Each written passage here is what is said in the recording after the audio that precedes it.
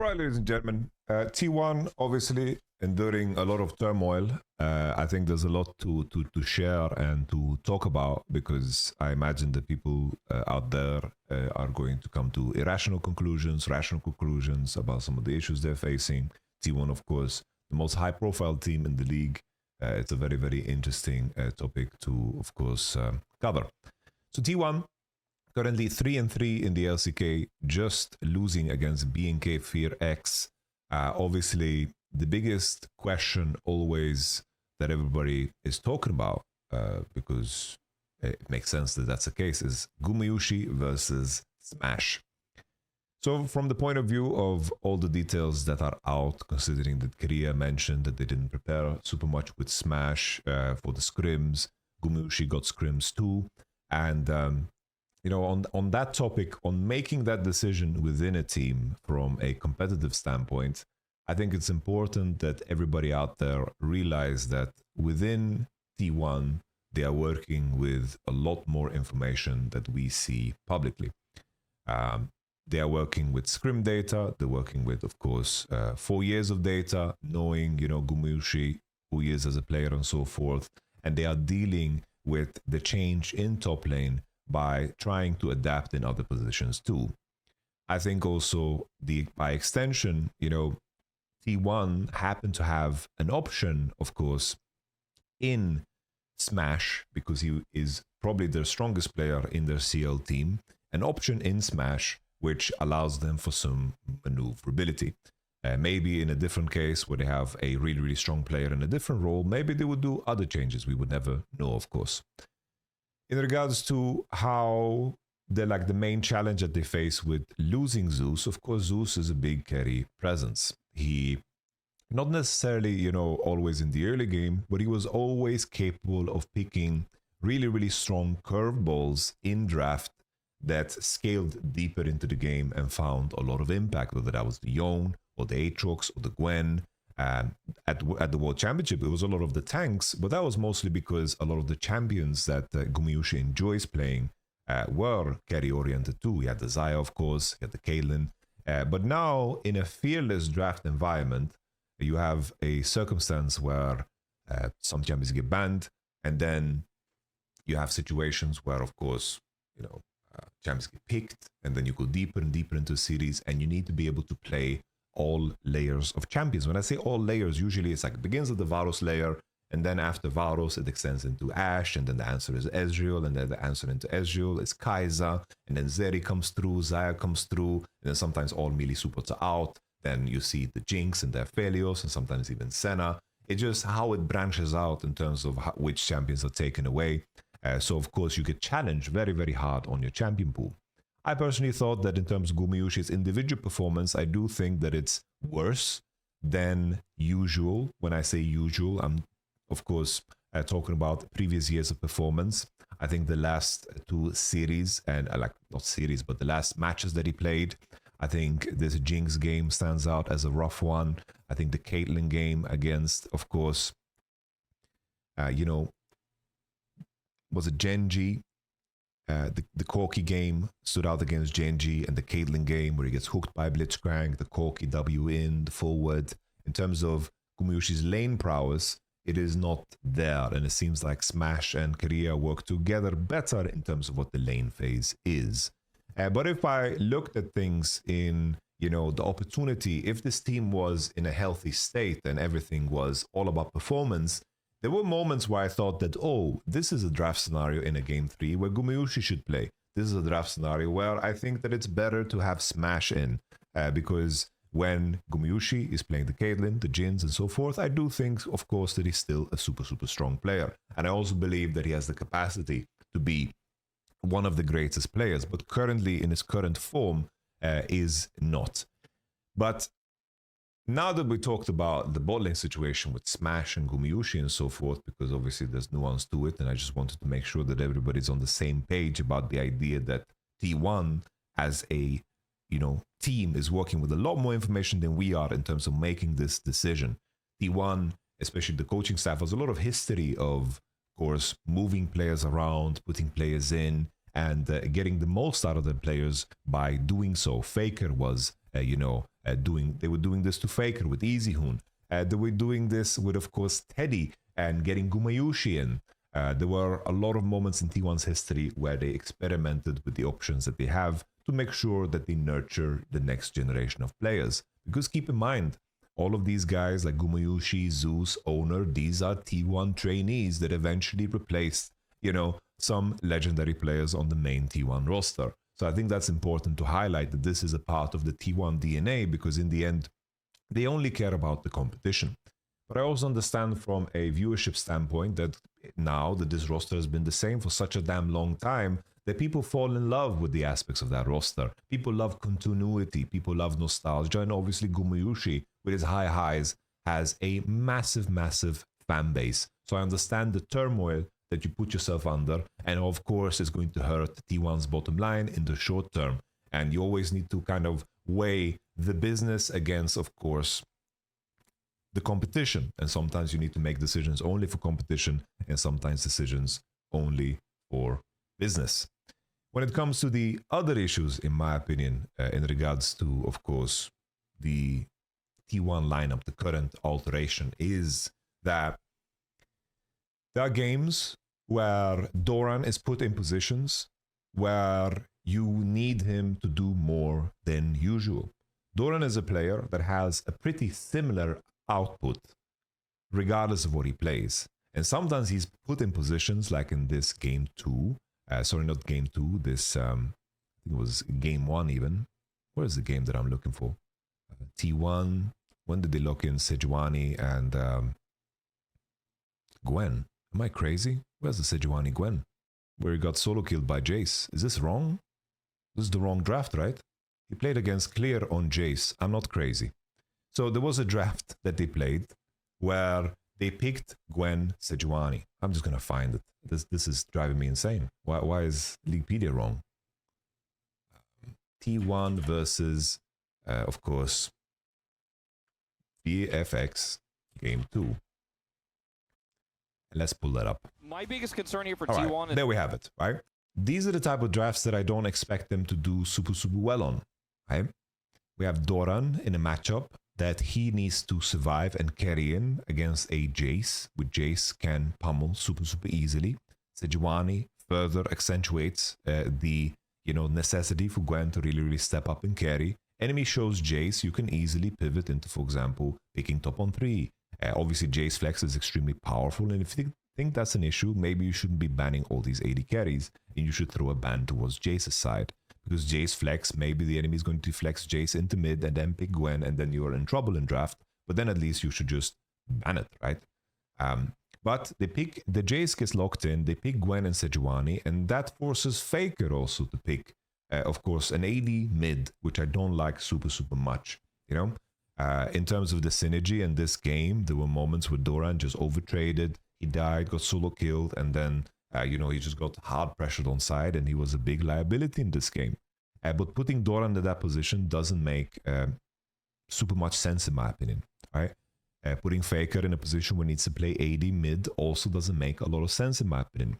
I think Faker, in terms of his individual form currently, you want him to play Victor, Azir, Talia, Ahri, and then those should be like the priorities. Then you want him to play Ryze. He has a lot of champions that are very useful in the current meta, and you just want to make sure that Owner plays an AD jungle that pairs well together with that. So he shouldn't be forced to, of course, pick an AD mid. We know already that Faker is going to be outside of his comfort here when he plays the Corki. So there are more crazy examples from T1 side in terms of their prep and also their understanding not only of themselves but also of the opponent. How Alive here in this game 1 here, they give up Yone, Sejuani, Jace. I think that How Alive could load into every game for the rest of the season playing Yone, Sejuani, Jace, barring some crazy nerfs, and they will most likely win against any team in the world for the rest of the season. This is Zeka on Yone, Peanut on Sejuani, and Zeus on Jace. I think that you can't make it more iconic than that for these players. And in terms of inviting that to get Rumble Nafiri, it doesn't make a lot of sense. This was also Korea overcooking with the Pantheon, picking it into Misfortune Rel. He was having a hard time in this game. Sometimes, of course, Korea, although he's a fucking fantastic player, definitely overcooks many drafts. The second one as well, you have the Kalista first pick. The enemy follows up with Renata. No Nico lock-in here. They decide to pick Ashe, which is very strange. Again, I don't understand why they're picking Ashe over Nico. I think the thought process is plain and simple. Varus is out. I'm going to pick Ashe away to deny them from picking an AD carry that pairs with Renata and is good into Kalista. But here Viper says, I play every champ in the game, bro. I'll just pick Caitlyn. Who fucking cares? Right? So this strategy was extremely overcooked. You're in a situation where pick Jarvan into Caitlyn, Jax, Renata, Xin Zhao, into inviting a massive Sylas because Sylas has Ashe ult and Jarvan ult here. This is just an atrocity. And we follow up as well with the final game of T1's, best of 3 today, where they first pick Victor, very good, solid. The enemy takes Sion Viego away. Here you can easily pivot into picking something like, let's say you pick Ornn into Sion and you play the matchup. Instead we pick Yorick, Lee Sin, and we have this top side that is drafted in a way where bot 4-5 options are not looking that good. Most melee supports are out. There was only Leona available here at this point in time, right? Only Leona. And if you already picked this Victor, Yorick, Lee Sin topside, in order to have comp cohesion, picking Jinx, Lulu is kind of awkward. It is kind of awkward. But, if you want to look at it in a way where you expect T1 to play at a high level, they should be winning all 3 lanes here. They should be winning side with Lee Sin, and Yorick should be a menace. Jinx and Lulu should be 20, 30 CS ahead. But of course, in terms of how it played out, it was riddled with inaccuracies. We take a look at this game, right? Which was a very controversial game that a lot of people talked about, and of course, naturally so. It's T1 losing against BFX. The moment Gumayushi subs in for Smash, after Smash had, a rougher Ashe game there in the game 2. And I think being able to make these swaps mid-series is a sign of like a healthy environment, but this seemed almost reactionary, So we continue here. The situation on bot lane is that Korea burns through a lot of mana, and T1's bot lane needed to find a scenario where they basically find a base. They harassed, and Korea's mana pool here now with no biscuits not giving any mana. Korea's mana pool here is in the rough. So here you can choose as T1, do in this moment, they can choose to nuke this wave and just harass with Jinx ults while Korea gets mana back, or they can just choose to base. Sometimes you can be greedy here with Gumayushi already and look to find money and gold to get a BF Sword base. But what happens here is that Gumayushi pushes. This is of course also rough for the game. Faker uses flash here when he doesn't need to, over pushes. Gumayushi over pushes looking for an auto on Diable and doesn't tether himself to the Alistar. If Alistar is pocketing here and Diable is playing deep back the turret, you need to just be in a position with Gumayushi where you are hitting the Alistar that is pushing over you. Because the Q flash, you can always space that with rockets. So here, this is a moment where Kellen should be harassed slowly and Jinx should be proccing his presence of mind. So Kellen finds a nice Q flash, and obviously here from Korea's mana pool is heavily attacked, and BFX, Alistar with his passive, heals Diable up. Here it goes forward Diable and Korea uses heal to get out. So now Kellen's playing Hex Flash, Gumayushi has no flash and is slow pushing out in a moment where Korea has no mana. So this was already a very crucial and big mistake from Gumayushi here, pushing onto the Alistar, when they should have been in a position where Korea is allowed to, of course, chill and get his mana back. But now, when the circumstance where Kellen's on the bush, they have no wards to place, and Kellen is in this bush right now. He's going to look to Hex Flash, and eventually will do so. And this is finally where he Hex Flashes, and Gumayushi is of course getting all in. The combo comes through, the slow from Diable. Diable gets polymorphed, that's all the mana Korea has, and Diable doesn't even need to use Flash. So now Zeri, who was 10 CS behind, is now on a kill and gets to push in a cannon wave. And then the follow-up is that Zeri Alistar now have a BF Sword against a Longsword and Cull. And with your draft, honestly, this is game losing. Even though I'm not super big fan of this draft in terms of cohesion, because anything that goes wrong will lose you the game, I think T1 should be able to win the game with this draft, having winning lanes across the board, winning mid, winning bot, and they should be able to snowball that lead into something significant. But now that Zeri has a BF sword, this of course turns into just a complete disaster. Right? They tried to push out a wave, and now Alistar so strong with Hex like Gumayushi, no summoners. They cannot fight 3v3 bot with Lee Sin. They cannot create any initiative in the lane, and any wave that they push out, they're going to get murdered on. So now the rest of the game was very difficult because there was no info for Doran, and Doran was just dying on side against Viego ganks, and Doran was super far behind, and Clear was giga fed as well as the Zeri, which is of course is the worst case scenario for this blue side competition.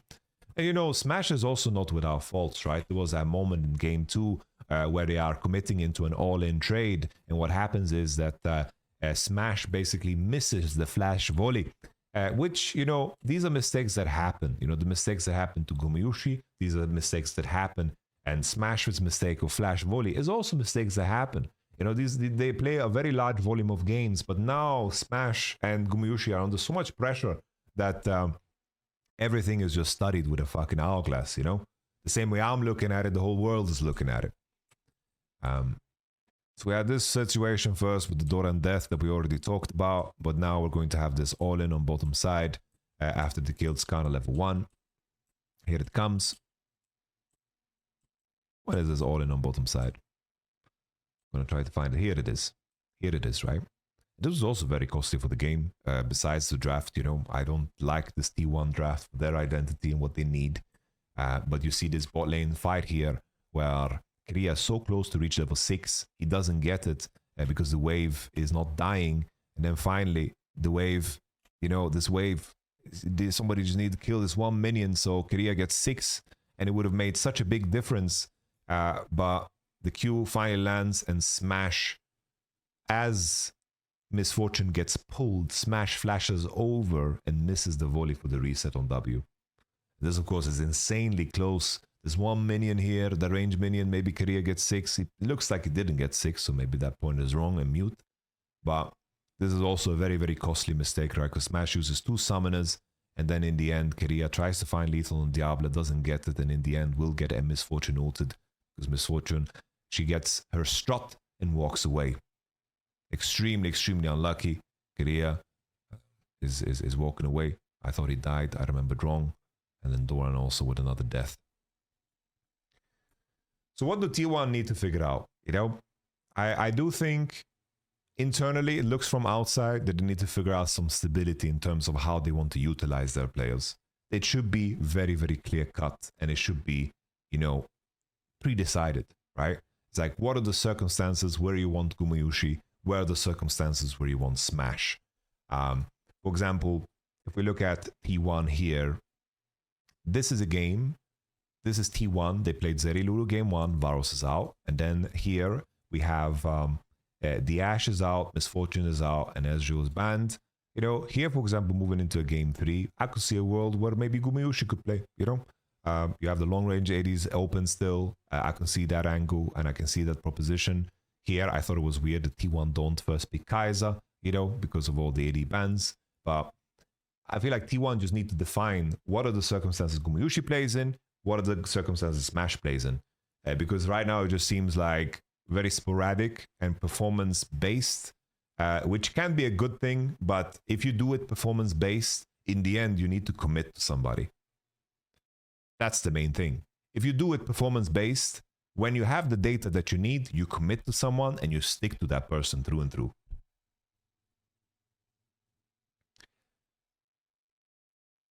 Let's take a look at some more examples.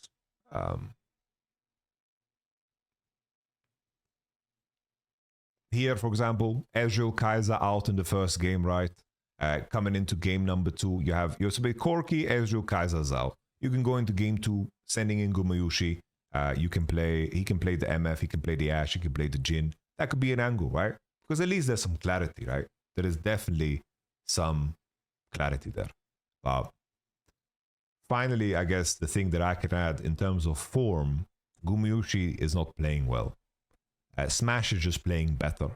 But I'm not going to base who should play based on that alone. I have trust in T1's ability to figure that out because they have a lot more internal data, a lot more internal conversations, and they are leveraging the input of Korea, Faker, the coaching staff, and they are basically working with 3 years of information, even more. Right? But objectively, Smash is playing better League of Legends than Gumayushi right now. And whatever you want to attribute that to stress, turmoil, whatever, pressure, it's like, I don't like viewing players, especially a player of the caliber of Gumayushi, in such a weak manner. I do think a player of Gumayushi's caliber is someone that became as good as he was and clutched it out in many, many moments because he handles the pressure. He manages the pressure. And any challenge is a form of inspiration to him. So I believe I believe that he can bounce back and be a lot better and smurf it out. I believe so. But currently, it doesn't seem like it. And finally, BFX, they were formidable today. BFX had a decent series. Clear looked pretty bad in game 1 because he was invisible. But the rest of the series, I think BFX played some solid League of Legends. I was very impressed by Vikla because I was saying BFX will be such a better team if Vikla is replaced. But Vikla had a really good series today. I think his rise was very nice. This is the wrong draft. I don't know why this draft is here. This really, really bothers me. He played a very nice rise game, beautiful Ari game, and I think the rest of the players like Raptor and Diable are legit as fuck. I think mechanically super, super good. And Kellen woke up. So God bless, God bless. But I think I hope for the sake of LCK that T1 just get their shit together, following this drama from following this drama from outside with the pieces of information that we get is so damn entertaining. So damn entertaining. So we were going to continue to follow through on it, but I wanted to give my 2 cents in terms of T1, in terms of their prep, their draft read, and the lack of conviction on who should play. Right now, they should just make a fucking firm decision on what metrics these players are competing under, because I don't know how much I believe in that swap in game 3 that they did, It seemed more like punishment rather than strategy,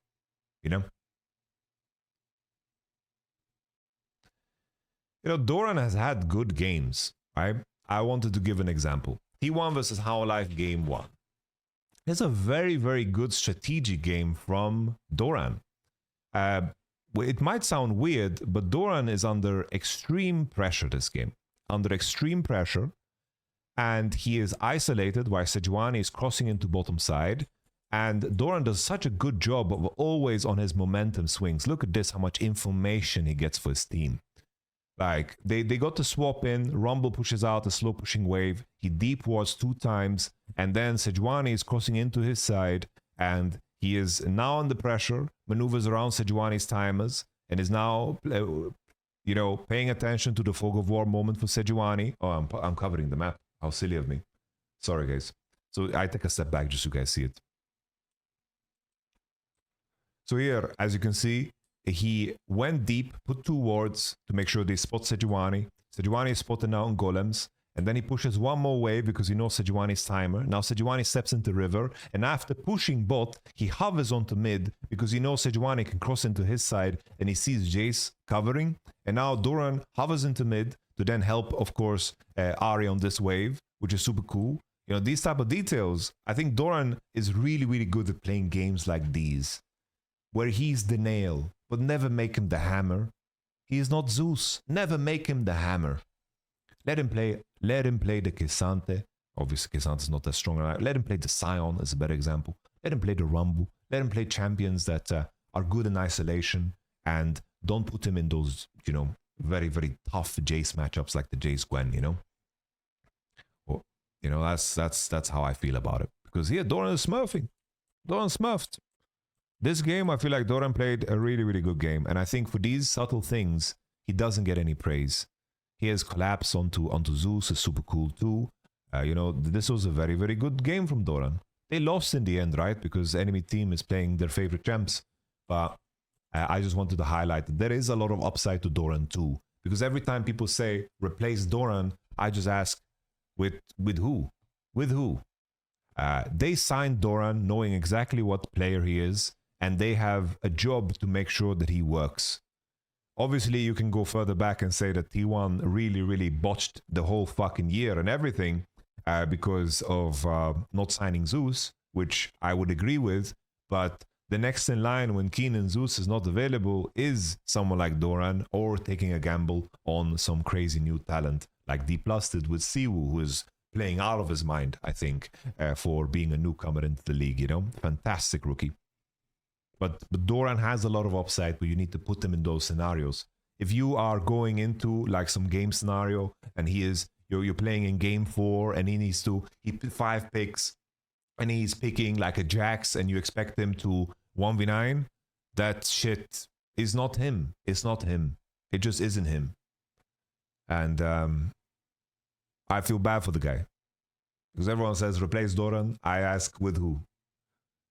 With who? Clear, guys, Clear had a good series, but Clear has also had a lot of bad series. Clear had a good series today, fair play, but you have to look at the body of work of a player. And Doran has been solid in the LCK for a very long time. His biggest crime is not being as good as Keenan Zeus, some of the greatest top laners who have ever played the game. You know? Doran functioned super, super well when he was playing with Ruler and Chovy as an example, right?